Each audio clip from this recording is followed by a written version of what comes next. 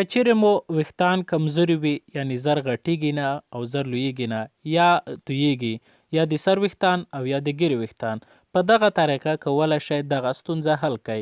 یعنې په دې سره به هم ویښتان قوي شي، زر به لوی شي یعنې غټ شي او د تویېدلو څخه به مخنیوی شوی وي.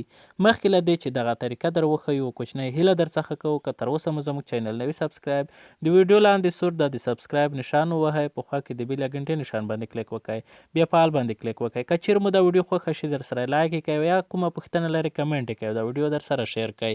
د دې طریقې لپاره د اړتیا وړ شیان: یو غټ پیاز، د کوپرې تیل، یوه دانه د ویټامین ای کپسول، یو تراشک چې ځینې خلک ورته تراش وایي ترڅو د پیاز څخه پرې اوبه وباسئ. لومړی د پیاز راواخلئ، د تراشک په واسطه یې ترش کړئ ترڅو د پیاز څخه اوبه وایستل شي. دغه اوبه په یو لوښي کې واچوئ. د جوړولو طریقه: یو لوښي ته 2 غټې کشوغې د پیاز اوبه واچوئ کوم چې د پیاز څخه مو وایستلې او دې ته 2 کشوغې د کوپرې یا نریال تیل ور واچوئ.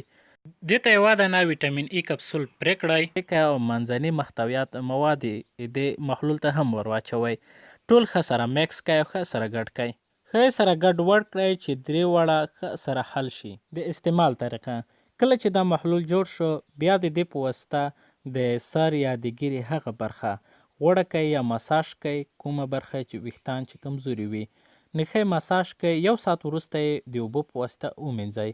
دغه پاتې برخه یو بوتل کې وساتئ، بیا دغه بوتل په یخچال کې وساتئ ترڅو خراب نشي. تر 2 ورځو پورې استعمالولی شئ، تر هغه دوام ورکړئ چې ستونزه مو حل شي. نو هیله کوم چې ویډیو مو خوښه وي، که خوښه مې لایک کړئ، که چیرې کومه پوښتنه لرئ کمنټ یې کړئ او دا ویډیو در سره شیر کړئ. ویډیو کتل څخه